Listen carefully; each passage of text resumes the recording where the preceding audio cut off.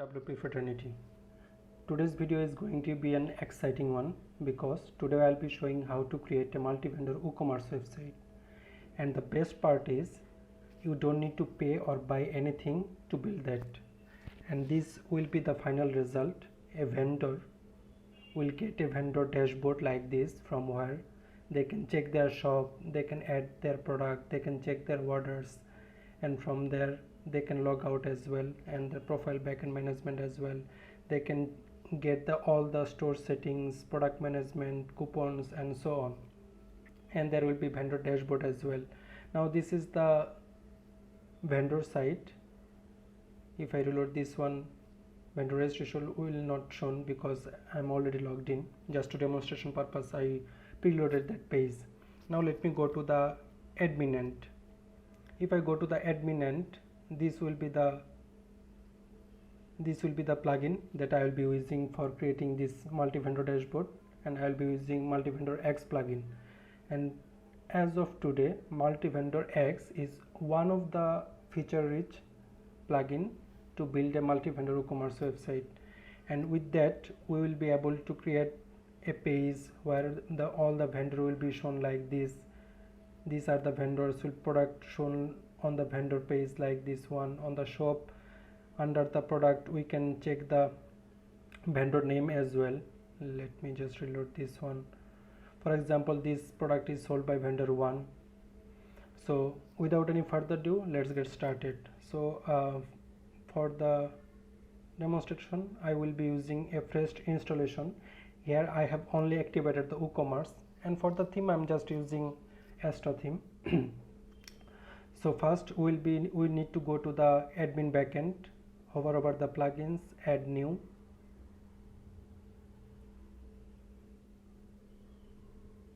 search for the MultiVendorX.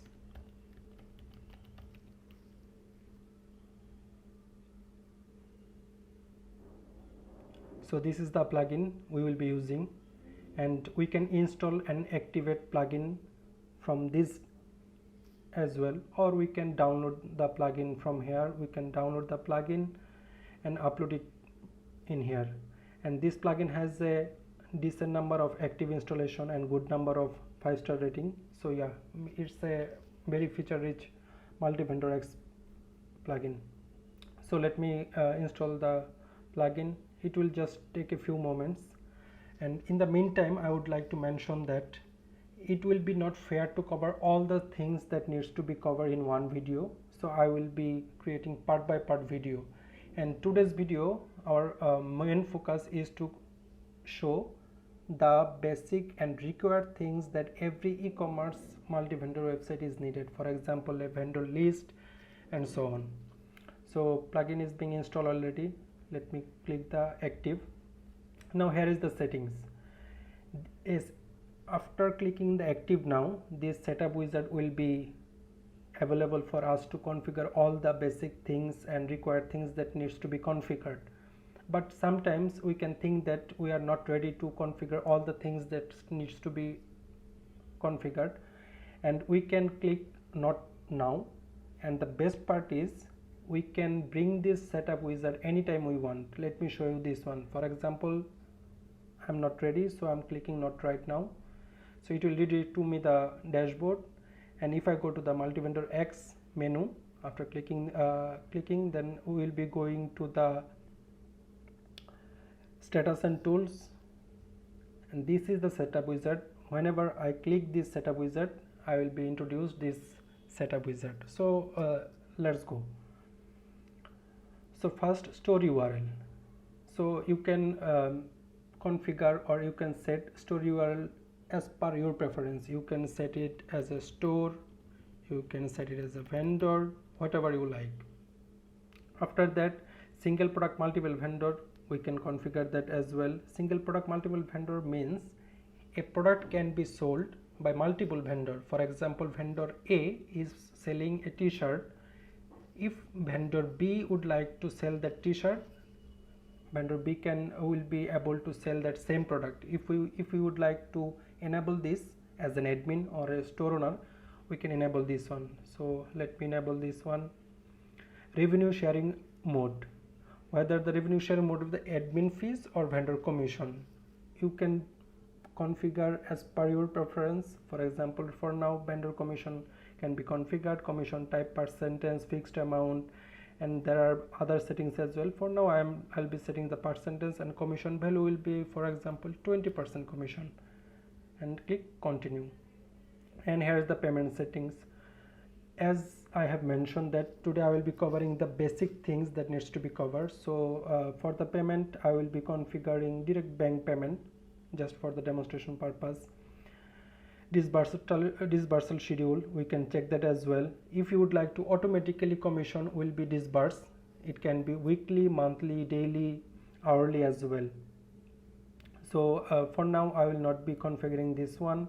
Withdrawal request, if you would like to, if you don't configure the disbursal schedule, then vendor needs to be request for the withdrawal. So I am configuring this one. So let's continue.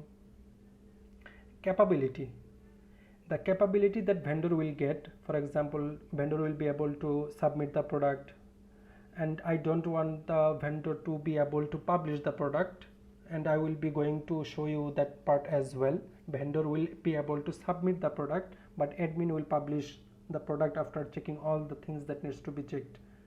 So I will be not configuring this one. Edit publish product, submit coupons, publish coupons, edit publish coupons. Okay, this one will be good. Upload media files, of course, as the vendor will be selling the product, this needs to be configured as well. So continue, and well done, we are ready. So next step will be the create vendor registration form and others. And let me go to the return to the dashboard so that I can show you the configuration from the very beginning. Return to the dashboard. Now I would like to mention one more thing, that whenever we activate the MultiVendorX, there will be two pages will be created automatically. For example, if I go to pages, all pages, this cart page is from the WooCommerce, checkout page from the WooCommerce. This is the vendor dashboard and the vendor registration. So as the page has been created already, let me just show you one more thing which is very important while creating a multi-vendor dashboard. So it's right now it's showing my account. So this is the vendor registration. So let me go to another tab. So let me check vendor registration. Vendor registration is disabled, sign up has been disabled. In some situation you may think that is because of the MultiVendorX, but it's not that case. It is disabled because on the dashboard, that's why I have used the fresh WordPress installation. This I would like to show you. From the general settings, we need to enable membership, anyone can register. This is the WordPress core settings. After this, enabling this one, we will get the vendor registration. See, this is the vendor registration. This is what I would like to show you first. So okay, that's done. Now let's go to the MultiVendorX dashboard. One by one we will go through all the details and all the settings. So this is the dashboard where we can check all the things. This is what we will get. We can check all the things from here. Quick links, we can add the vendor, we can configure the commission and add product, payment. This is the overview of the vendor dashboard of the MultiVendorX. Workboard.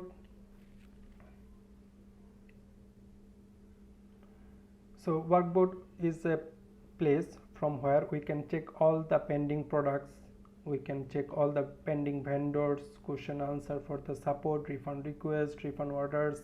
We can check all those details from the workboard. Modules is, as we are using the free version, as in MultiVendorX the pro version as well, you can check all the details about the MultiVendor Pro. So yes, there are some modules that available from the Pro. So we'll not go into those modules right now. So let's go to the vendors. This is the place where we can create vendors. There are some other ways to create vendors as well, and we can create the vendors as well from here. So after that we will get the payment settings. For the payment on the free version we will get the PayPal, MassPay, PayPal payout, Stripe Connect. Those payment settings are available on the free version of the MultiVendorX. So after that we'll get the commission. We can check all the details of the commission from here, all paid, unpaid, refunded, trash, and we can download the commission details as the CSV as well. Now let's go to the main thing that is more important, which is the settings.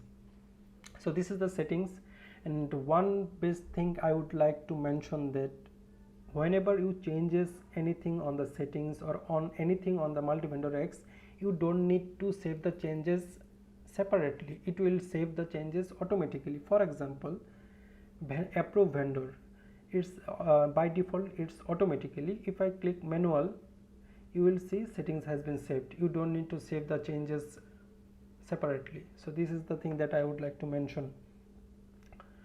So on the general settings we'll get the vendor approval automatically. Automatically means whenever a vendor registers themselves, they will get the vendor dashboard and other things automatically, but right now I don't want that, so I will click manually. Vendor backend access, this configured needs to be activate the MultiVendorX Pro, so this won't be able to, we won't be able to configure this one on the MultiVendorX free version, so let's leave it that way. Display product seller, so this is the settings that if we enable this on the product, single product, or on the shop page, under the product there will be the vendor who is selling that product.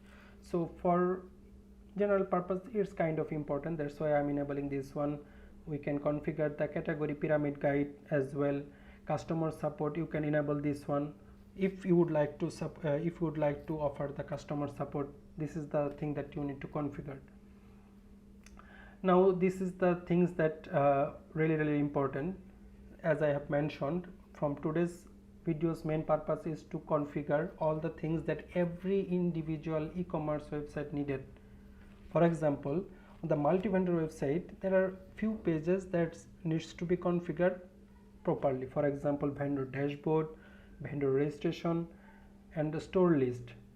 A store list is a page where all the vendor will be shown in one place, but that page has not been created automatically. So what we can do, you can see on the settings general, we will get all the available shortcut that we can use. For example, we will be using this one right now, vendor list, show customer a list of available sellers or vendors. For example, let me copy this one, create a new page. So for example, let me give a title, store list. Let me just shortcode, as this is a shortcode. Right now I submitted the, let me just publish this page. Let me show the page. This is the vendor list where all the vendors will be available here. As we don't have any vendor right now, there is not showing any kind of vendors or any vendors. So our basic things are done. For example, we got the vendor dashboard, we got the vendor seller, vendor registration, and vendor list. So now let's go to the next settings, registration form. By default, WooCommerce, the MultiVendorX will be using the default WooCommerce settings. So right now we can leave it this as it is. So after that we'll get the seller dashboard. So seller dashboard is a dashboard where the vendor dashboard, seller dashboard, and is the same thing. For example, if we are a brand, we can upload an image. For example, let me just this glass, just to demonstration purpose, we for the branding logo, color scheme, we can select the color scheme as well. Vendor setup introduction message, welcome to our MultiVendor store. This will be shown as the introduction message, and these are the endpoints. Endpoints means on the last part of a URL. For example, if I go to a cart, that after the URL, this is the cart is showing.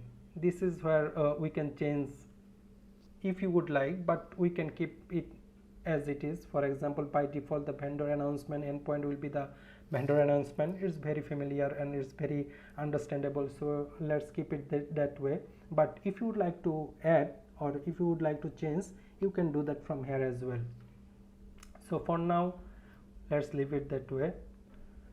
So after that, store, what store header will be look like, we can choose the outer space, green lagoon, old west, whatever you like. For example, I select this one. Store location we can set. Right now we will not be enabling the store location, because if we do that, we need to configure the Google Map or Mapbox. But as this video is for the demonstration purpose, we will not be going to the map thing right now. So related product, we can choose that as well. Store sidebar, if you would like to enable the sidebar, you can enable this one. So products, product type, by default or on the MultiVendorX free version, these product types are supported. Product fields are supported, but if you use the MultiVendor Pro, you can configure the other product types as well, for example subscription and membership as well. So let's keep it this way for now. Product capability. And one more thing that is very important, whenever you go to settings, you will get a short and relatable description, so that this can be understand these settings for which one. For example, products capability, submit products that I have configured on the setup wizard, publish product, edit publish product, edit coupon, and so much and so on. These are the settings that we have configured on the setup wizard, and those settings will be available in here as well. After that, we will get the commission, revenue sharing module. For example, I have set the vendor commission type will be the percentage will be the, for example, you have configured 20. Commission disbursement, payment gateway charge, if you would like to configure this one, the settings will be here. Who will bear the gateway charge, we can change the vendor, site owner, or separately, whatever is suitable for you, you can select that one. Gateway charge type, percentage and fixed amount, you can configure whatever you want from here. After that, we will get the disbursement settings. We will bear the coupon cost, exclude admin created coupon. For example, if you would like to create a coupon as a vendor or store owner and you would like to exclude that from the vendor, you can select this one. Commission calculation on tax, you can configure. Shipping will be configured from here. Disbursement schedule, you can configure this one. That one will get on the vendor setup wizard as well. Set schedule, we can check the schedule as well. Now I will not be configuring this one. Disbursement threshold, for example, minimum value. For example, admin sold a product that by selling that product they have earned $2, but you want to configure a minimum amount that's need to be earned by a vendor. After only that, vendor will be able to request for the payment, or that needs to be on their profile right way. For example, we can configure 300. Allow withdrawal request configured as well. Withdrawal locking period, how many days withdrawal needs to be paid. For example, you can refer the minimum number of days required before a seller send a withdrawal request, that can be configured. For example, 30 days. 30 days needs to be on their account. For example, if they earn $500, 30 days needs to be on their 500 needs to be on their profile on 30 days, because if you would like to provide a support system, for example refund request, you can offer 30 days refund period, you can offer 15 days refund period. So that needs to be configured as well, and it totally depends on your preference. Withdrawal charges, we can configure withdrawal charges as well. For example, 20. Number of free withdrawal, if you would like to offer some free withdrawal for the vendor, so that vendor can get some enthusiasts to create their account and sell their products, we can configure that as well. Available order status for the withdrawal. For example, when a vendor will be able to request a withdrawal, the product they have already sold, and it's recommended that it's configured as completed, but it's totally your preference, but it's recommended as a completed. After completed the order, they will be able to request for the withdrawal. So these are the disbursement settings, order status control, disallow sellers to change their order status, and it's recommended we do not allow the vendor to change the order. It should be on the admin side. Display sub order in the email if you would like to display the sub order details on the email. After that, we will get the refund request, available status for the refund. If the order status is on hold, if you would like to offer the refund, you can configure that was this one from here. If the order status is completed, if you want the customer that only the completed order they will be able to request for the refund, you can configure that as well. Refund claim period, what I have mentioned a while ago, that you would like to offer the refund request for the 30 days or 50 days or whatever you want. It's totally your preference. You can configure this one from here. For example, it's kind of usual to give the 15 days refund period. The reason for refund, you can share all the details that are available will be the customer, that for those reasons they will be request for the refund. Disable refund request for the customer. Now it's a situation totally depends on you. So if you would like to offer the products for the refund, then you can configure, and some products really don't need the refund request, so you can disable the refund for the customer as well. So if you disallow that, you can do that too. Now go to the social. It's totally on the WordPress.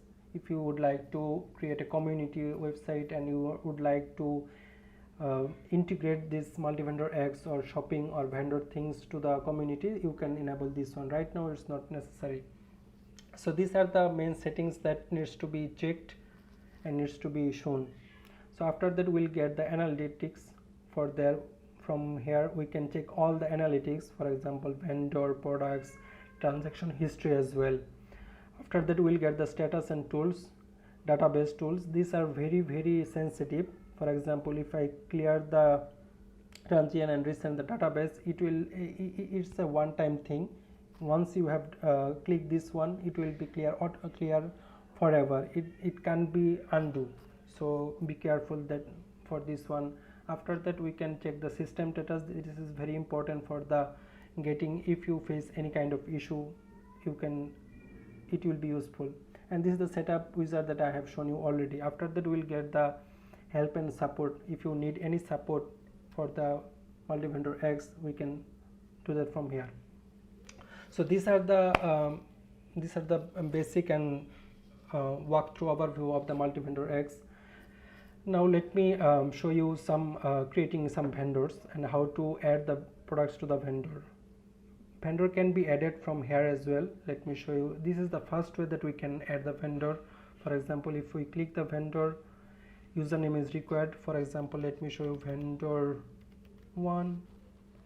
So let me copy password.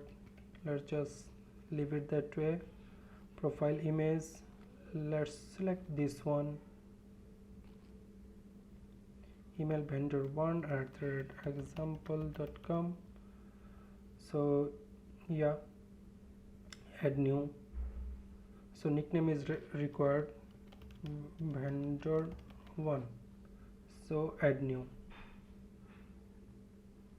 So vendor 1 has been added already. This is a one way to create a vendor, and there is another way that we can create a vendor. For example, if you go to the user, add new, username is required, vendor 2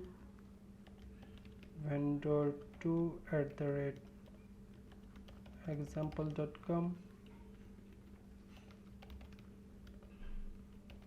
to confirm with password. This is the place we need to configure as a vendor. The role needs to be vendor, that's why those user will be considered as a vendor. Now if we go to the vendors, we'll get 2 vendors. Yeah, these are the 2 vendors. As we have created as an admin, those are the approved as well. Now as we have the store list or the vendor list, we'll get that in here, vendor 1 and vendor 2. Now let's see how we can set the product to a vendor. For example, if we go to the WooCommerce products, and obviously vendor will be able to create the product from the front end as well. We'll go into that, but right now I will be showing you how to create vendor and how to add the product to a vendor. For example, this one, we'll go to the vendor, choose the vendor. For example, if we select vendor 1, so update.